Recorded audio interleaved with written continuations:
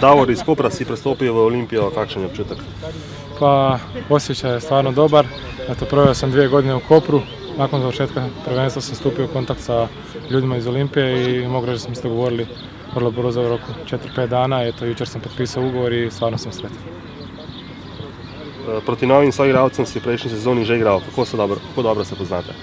Pa poznam jako dobro skoro sve igrače i mogu reći da je ekipa odlična i sad sam se uvjeren da su dečki pravi u slačionici i ja sam uvjeren da rezultat neće izostati. Kaj pričakuješ od sezone ki je pred nami? Pa ja inače ne volim nešto puno obećavati, ali sam uvjeren da se možemo boriti za prvo mjesto. Še kratko sporočilo navijačem. Pa da nas bodre cijelu sezonu, da budu uz nas i mi ćemo im to vratiti na najbolji mogući način.